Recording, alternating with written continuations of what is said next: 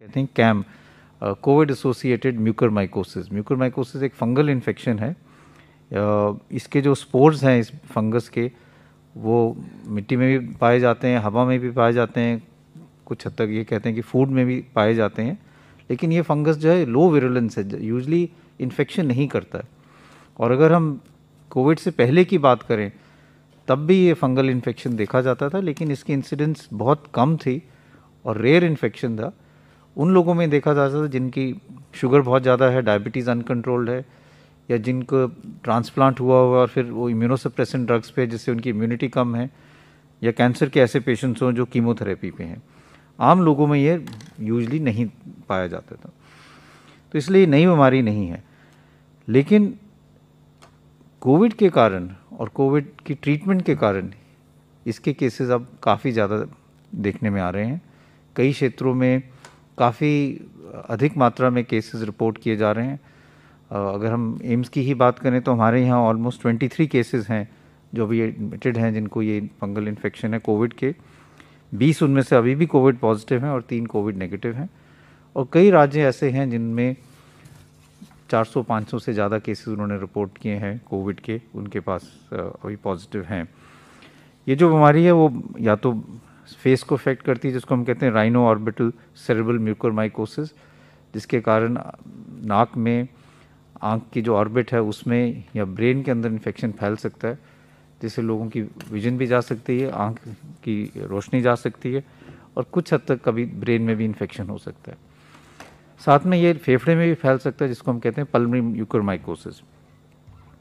दोनों में कुछ लक्षण हैं, जैसे अगर राइनो ऑर्बिटल सेरेब्रल म्यूकरमाइकोसिस है तो हेडेक हो सकता है, सिर में दर्द हो सकती है, नाक ब्लॉक हो सकता है, नाक से सिक्रीशंस आ सकती हैं जो हरे रंग की हो, या नाक से खून आ सकता है, या एक चेहरे में सेंसेशन कम हो सकती है, एक साइड में चेहरे में सोजिश हो सकती है, या स्किन में डिस्कलरेशन हो सकता है। अगर फेफड़े में हो तो बुखार हो सकता है, छाती में दर्द हो जाती है, खांसी होती है, खांसी में खून आ सकता है। लेकिन मोस्ट इम्पॉर्टेंट इशू ये है कि ये फंगल इन्फेक्शन अब ज़्यादा क्यों देखा जा रहा है और उसके क्या कारण हैं और क्या प्रिवेंटिव एस्पेक्ट्स हम कर सकते हैं। एक तो ये है कि जो कोविड इन्फेक्शन है उसके कारण भी ये एक रिस्क फैक्टर है।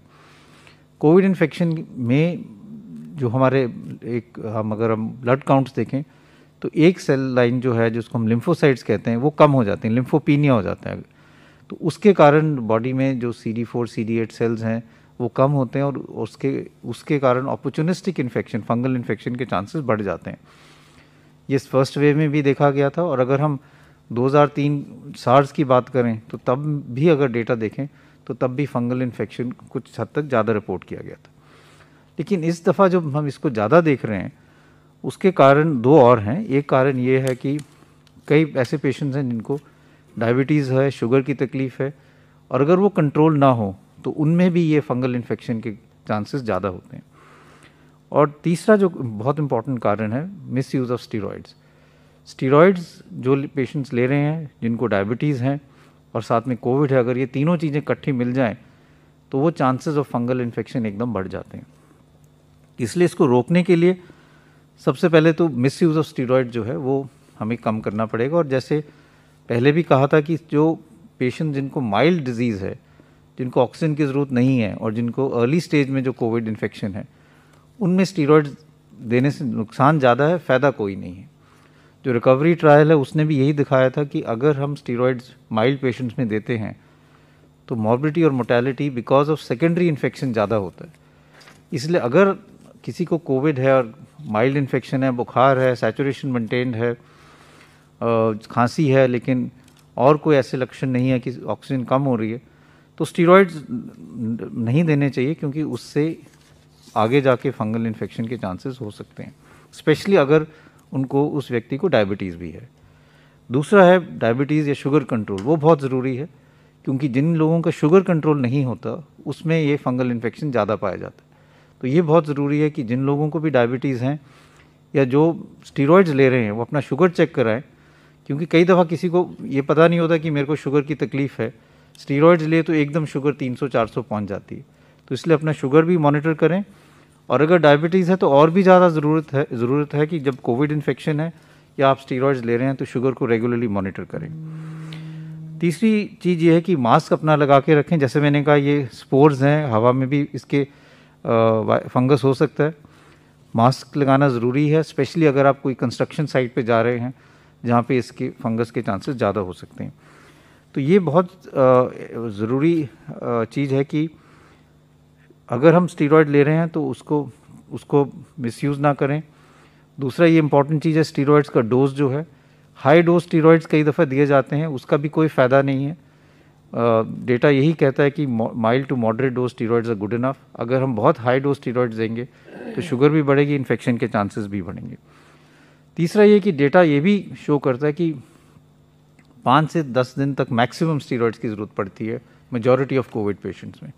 बहुत लंबे टाइम स्टीरॉयड्स देने से भी sugar control becomes more difficult और ये जो फंगल इन्फेक्शन है इसके चांसेस भी बढ़ जाते हैं। तो मैं यही कहना चाहूँगा कि इनके केसेस अब ज़्यादा रिपोर्ट किए जा रहे हैं and we must work aggressively कि हम इसके केसेस कम करें। और दूसरी ये भी इम्पॉर्टेंट चीज़ है कि इसको सस्पेक्ट जल्दी किया जाए, जिससे आगे जाके लॉस ऑफ विजन या और कोई सीरियस इन्फेक्शन ब्रेन में ना हो।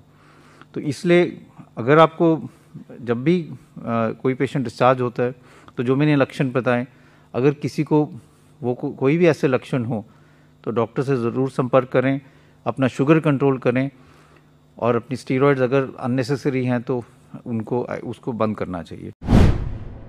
If you like this video, share it and subscribe to Business Standard. For more news, views and insights, log on to www.business-standard.com.